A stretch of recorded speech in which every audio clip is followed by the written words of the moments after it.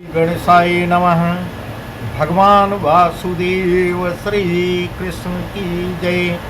ओम नमो भगवते वासुदेवाय। ओम नमो भगवते वासुदेवाय। श्री कृष्ण गोविंद हरे मुरारी, हे नाथ नारायण वासुदेव। श्री कृष्ण गोविंद हरे मुरारी, हे नाथ नारायण वासुदेव। राधे कृष्ण राधे कृष्ण राधे कृष्ण राधे कृष्ण। आज का प्रसंग है, आज हम आपको प्रेम सागर में लिखी गई कुछ कहानियों को बता रहे हैं। महाभारत के अंत में जब श्री कृष्णचंद्र जी अंतर्ध्यान हुए, तब पांडव महादुखित हो हस्तिनापुर का राज्य परीक्षित को दे आप हिमालय गलने को चले गए और राजा परीक्षित सब देश जीत धर्म राज्य करने लगे। इतने एक दिन पीछे राजा परीक्षित आखेट को गए थे, उस समय का प्रसंग हम आपको बता रहे हैं। वहां देखा कि जब परीक्षित आखेट को गए, वहां देखा कि एक गाय और एक बैल दौड़े चले आ रहे हैं। तिनके पीछे मूसल हाथ में लिए एक शूद्र। अब कलयुग का प्रवेश यहीं से हो रहा है, वही वर्णन है। उस गाय और बैल के पीछे शूद्र मारता हुआ चला आता है। जब वे पास पहुंचे, तब राजा ने शूद्र को बुलाया और राजा ने शूद्र दौड़ता हुआ झुंझलाता हुआ करके कहा, अरे तू कौन है? इस प्रकार राजा उससे पूछते हैं, परीक्षित जी पूछते हैं, तू कौन है जो गाय और बैल को जानकर मारता है? तब वह क्या कह रहा है, सन पांडव के कुल में। इस प्रकार राजा कह रहे हैं, पांडवों के कुल में ऐसा होना संभव नहीं है, ऐसा किसी ने को न पाएगा कि जिसके सोही को कोई दिन को सतावेगा। इतना कह राजा ने खड्ग हाथ में ले लिया। यह देखकर वह शूद्र डर कर खड़ा हो गया। फिर राजा ने गाय और बैल को भी निकट बुला के पूछा कि तुम कौन हो? मुझे समझा कर कहो, देवता हो कि ब्राह्मण हो और क्यों भागे जा रहे हो? निधड़क हो के कहो, मेरे रहते किसी की इतनी सामर्थ्य नहीं है जो तुमको दुख दे देगा। इतनी बात सुनकर बैल सिर झुकाकर बोला, महाराज, यह पाप रूप काले वस्त्र पहने डरावनी सूरत की जो आपके सन्मुख खड़ा हुआ है, सो कलयुग है। इसी के आने से मैं भागा जा रहा हूँ। यह गाय स्वरूप पृथ्वी है, सो इसके डर से भाग रही है। मेरा नाम धर्म है, 4 पांव रखता हूँ, तप सत्य दया और शौच। सतयुग में मेरे चरण 20 विश्वे थे, त्रेता में 16 और द्वापर में 12, अब कलयुग में 4 विश्वे हैं। इस प्रकार कह रही हैं, इसलिए कल के बीच में चल नहीं सकता। धरती बोलती है, क्या कह रही है धरती? धर्मावतार मुझसे भी कुछ इस युग में रहा नहीं जाता, क्योंकि शूद्र राजा हो, अधिक अधर्म मेरे पर करेंगे। इस प्रकार पृथ्वी भी बोल रही है, हे राजा जन, मेरे ऊपर अधर्म ही होगा, उनका बोझ मैं नहीं सह सकूंगी। इसके भय से मैं भी भाग रही हूँ। यह सुनते ही राजा परीक्षित ने क्रोध करके कलयुग से कहा, मैं तुझे अभी मारता हूँ। इस प्रकार राजा परीक्षित ने तलवार निकाली। वह घबरा कर राजा के चरणों पर गिर पड़ा, बोला, हे पृथ्वीनाथ, हे राजा, अब तो मैं तुम्हारी शरण में हूँ, मुझे कहीं ठहरने को ठहर बताओ, क्योंकि 3 काल और 4 युग जो ब्रह्मा जी ने बनाए हैं, सो किसी भांत मीटे नहीं मीटेंगे। इतना वचन सुनते ही राजा परीक्षित ने कलयुग से कहा कि तुम इतनी ठौर रहो। जुआ इस प्रकार उसको रहने का जगह बता रहे हैं।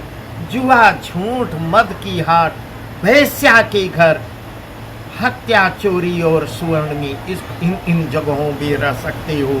यह सुन कली ने तो अपने स्थान को प्रस्थान किया।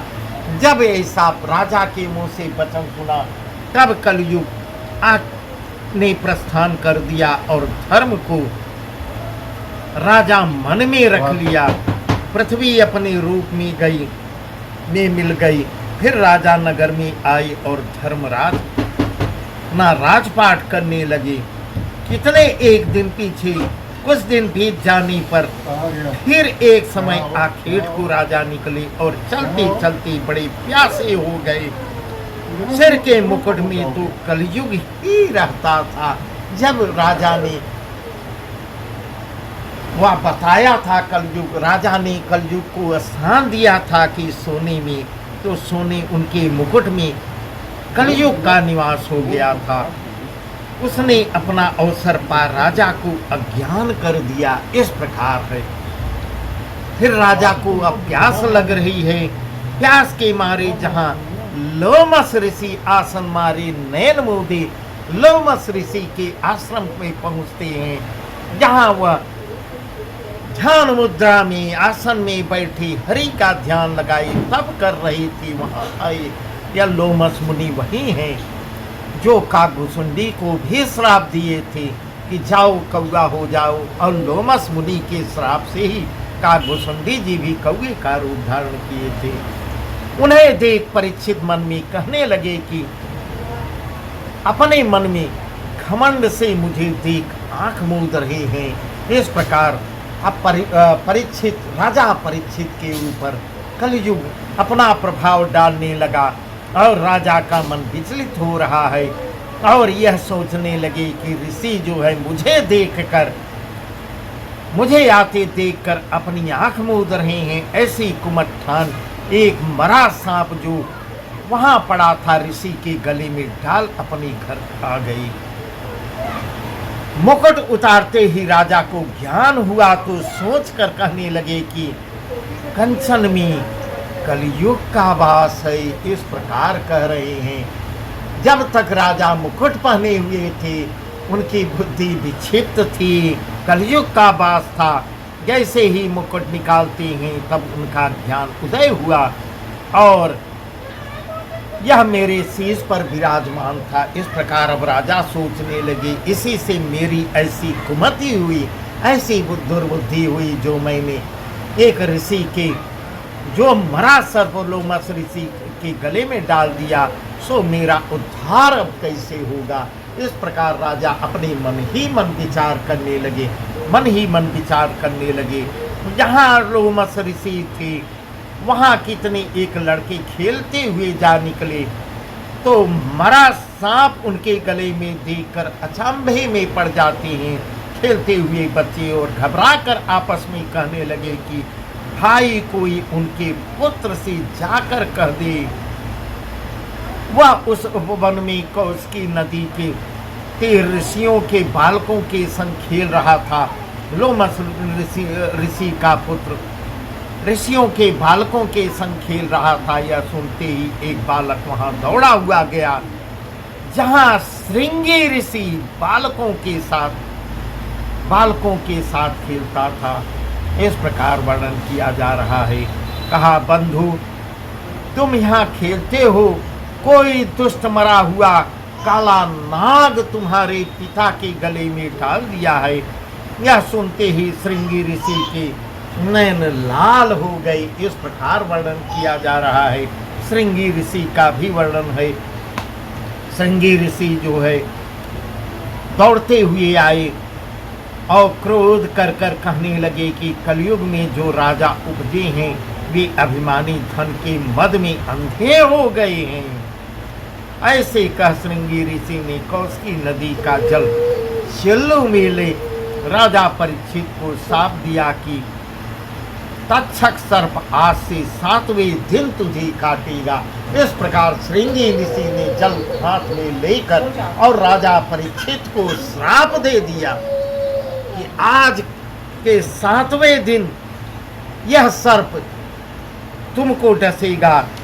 जिससे इस प्रकार राजा को श्राप देकर अपने बाप के पास जाकर गले से सांप निकाल कहने लगे, हे पिताजी, तुम अपनी देह संभालो। मैंने उसे श्राप दिया जिसने आपके गले में मरा हुआ सर्प डाल दिया था।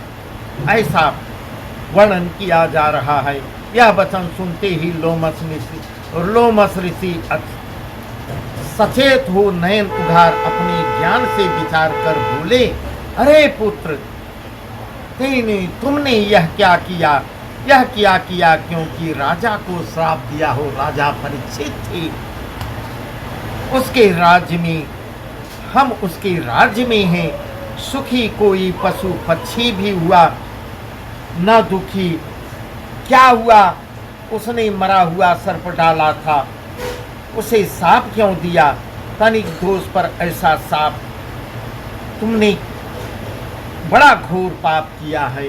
इस प्रकार कहने लगे। कुछ विचार मन में नहीं किया, गुण छोड़ अवगुण ही लिया। साधु को चाहिए शील स्वभाव में रहे। इस प्रकार लोमस मुनि श्रृंगी ऋषि को समझा रहे हैं, श्रृंगी को समझा रहे हैं।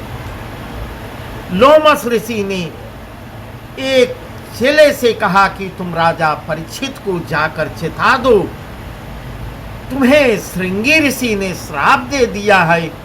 भला लोग तो दोष देंगे ही, पर वह सुन सावधान तो हो जाएंगे। ऐसा संदेश लोमस ऋषि ने राजा परीक्षित के पास खबर भिजवाया।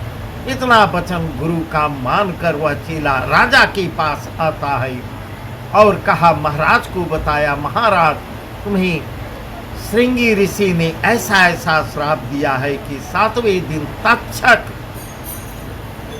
सर्पों में तक्षक डसेगा।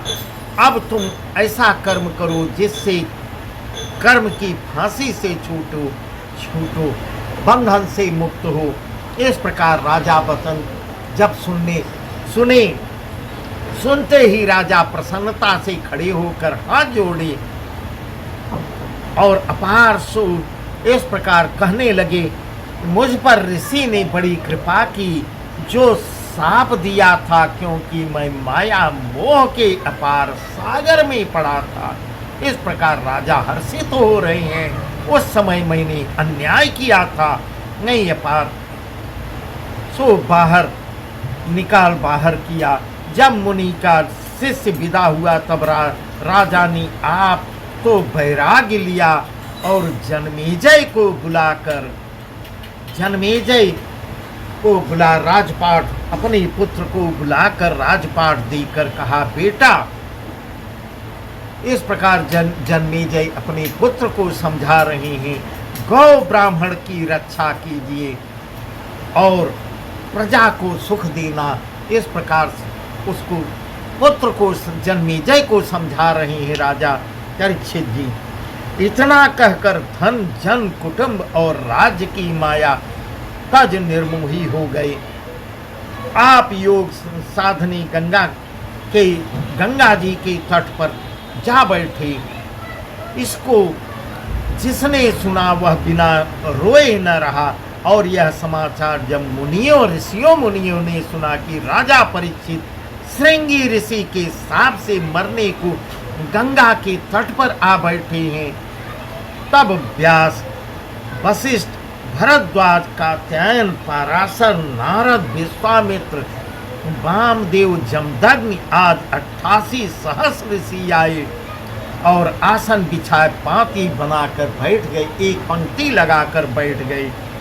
अपने अपने ज्ञान से अनेक भांति के धर्म राजा को सुनाए और इस प्रकार राजा को सुनाने लगे कि इतने में राजा की श्रद्धा देख पोथी काख में लिए दिगंबर वेश में श्री सुखदेव जी भी आ पहुंचे। उसी बीच में श्री सुखदेव जी पोथी लिए हुए हाथ में पहुंच जाते हैं। उनको देखते ही जितने मुनि थे सब उठ खड़े हो गए और राजा परीक्षित भी हाथ बांधे, हाथ जोड़कर खड़े हुए विनती कर कहने लगे, हे कृपा निधान, मुझ पर बड़ी दया की, जो इस समय आपने मेरी सुध ली। इस प्रकार राजा परीक्षित कह रहे हैं। अब तो राजा नहीं रह गए, अब राजपाट अपने पुत्र जन्मेजय को सौंप दिए हैं। परंतु इतनी बात सुनकर सुखदेव मुनि भी बैठे। तब राजा ऋषियों से कहने लगे, महाराज सुखदेव जी जो व्यास जी के पुत्र हैं, जिनको देख तुम बड़े बड़े मुनीष उठ गए हो, सो तो उचित नहीं। इसका कारण कहो जो मेरे मन का संदेह जाए। इस प्रकार परीक्षित जी कह रहे हैं। यह सुनकर पराशर मुनि, जब सुखदेव जी के आने पर सभी ऋषि मुनि खड़े हुए, तब वहाँ राजा प्रश्न कर रहे हैं सब ऋषियों से कि इसका कारण बताओ, क्यों सबके सब मुनि उठ के खड़े हो गए, मुझे इसका कारण बताओ। यह सुनकर पराशर मुनि बोलते हैं, राजन, जितने हम अवस्था में बड़े ऋषि हैं, उतने ही ज्ञान में हमारी जितनी उम्र है सब ऋषियों की, उतने ही ज्ञान में सुख से छोटे हैं। इस प्रकार कह रहे हैं। इस प्रकार सुखदेव जी के विषय में सब ऋषि लोग बता रहे हैं कि ये ज्ञान में मुझसे बहुत बड़े हैं, इसलिए सबने सुख का आदर मान किया। राजा तेरा कोई बड़ा पुण्य उदय हुआ है, इस प्रकार कह रहे हैं। और इस प्रकार परीक्षित से कह रहे हैं, हे परीक्षित जी, आपका बहुत बड़ा पुण्य उदय हुआ है जो सुखदेव जी यहाँ पधारे हैं। ये हम सब से धर्म उत्तम धर्म कहेंगे, जिसके सुनने से तू जन्म मरण, इस प्रकार कह रहे हैं सब ऋषि लोग कि जिसके सुनने से तो जन्म मरण से छूट भवसागर को पार हो जाएगा। इस प्रकार की ये कथा बताएंगे। राजा परीक्षित ने सुखदेव जी को दंडवत प्रणाम करके कहा कि महाराज, किस रीति के कर्म के फंदे से 7 दिन की अवधि, 7 दिन की जो अवधि उनको मिली थी और 7 दिन की अवधि में मोक्ष को प्राप्त होऊंगा, वही रास्ता बताइए। इस प्रकार परीक्षित जी अब सुखदेव जी से कह रहे हैं, वही रास्ता मुझको बताइए। 7 दिन का मेरे पास समय है, अधम हूँ, अपार, कैसे भवसागर पार करूँगा। इस प्रकार अपने को दीनहीन समझकर सुखदेव जी से कह रहे हैं। तब सुखदेव जी कह रहे हैं, सुखदेव जी कह रहे हैं, राजा तो ये थोड़े दिन मत समझ, 7 दिन बहुत होते हैं, मुक्ति तो होती है एक ही घड़ी ध्यान में। इस प्रकार सुखदेव जी अब राजा को ठाड़स बना रहे हैं। जैसे राजा खटवांग को नारद मुनि ने ज्ञान बताया था और उसने 2 ही घड़ी में मुक्ति पाई थी, इस प्रकार की उदाहरण भी बता रहे हैं कि खटवांग जो है 2 ही घड़ी में मुक्ति पाई थी, तुझे तो 7 दिन का समय है, जो एक चित होकर ध्यान करो तो सब समझोगे अपने ही ज्ञान की क्या है। देह में किसका है वास, कौन करता है इसमें प्रकाश। यह सुन राजा ने हर्ष से पूछा कि महाराज, सब धर्मों में उत्तम धर्म कौन सा है, जो अभी भगवान वासुदेव श्री कृष्ण गीता में सब उपदेश दे चुके हैं। उपदेश में सब बता दिए हैं अर्जुन को कि इस शरीर में नारायण का भी वास होता है, आत्मा में परमात्मा का भी निवास होता है। सब धर्मों में उत्तम धर्म कौन सा है, इस प्रकार राजा कह रहे हैं, सो कृपा करके मुझसे कहो। इस प्रकार परीक्षित जी हाथ जोड़ के विनय कर रहे हैं सुखदेव जी से कि वही सब धर्मों में उत्तम कौन सा धर्म है, कृपा करके मुझे बताओ। तब सुखदेव जी बोलते हैं, हे राजन, जैसे धर्मों में वैष्णव धर्म बड़ा है, तैसे ही पुराणों में श्रीमद् भागवत, जहाँ हरि भक्त यह कथा सुनते हैं, वहाँ ही सब तीर्थ और धर्म चले आते हैं। जितने हैं पुराण, पर नहीं है कोई भागवत समान। इस प्रकार कह रहे हैं, सभी पुराण भागवत के समान कोई नहीं है। इस कारण मैं तुझे 12 स्कंद पुराण सुनाता हूँ, जो व्यास मुनि मुझे पढ़ाया है। इस प्रकार बताए हैं कि उनके वेद व्यास के पुत्र थे सुखदेव जी। इस प्रकार बता रहे हैं, व्यास मुनि जो मुझको शिक्षा दिया है, वही शिक्षा मैं अब तुमको दूंगा। राजन, इस प्रकार बता रहे हैं भागवत सुनाने का। तो श्रद्धा समेत आनंद से चित्त लगाकर, मन लगाकर सुनो। 7 दिन की अवधि बहुत बड़ी अवधि है, बहुत समय है। तब तो राजा परीक्षित बड़े प्रेम से सुनने लगे और सुखदेव जी नियम से सुनाने लगे। इस प्रकार का है। अब आज का प्रसंग यहीं तक। अब इसके आगे हम कल बताएंगे, कल सुनाएंगे। इस प्रकार भगवान वासुदेव श्री कृष्ण की जय। सब भगवान वासुदेव की ही माया है। भगवान वासुदेव श्री कृष्ण की जय। ओम नमो भगवते वासुदेवाय। ओम नमो भगवते वासुदेवाय। श्री कृष्ण गोविंद हरे मुरारे, हे नाथ नारायण वासुदेव।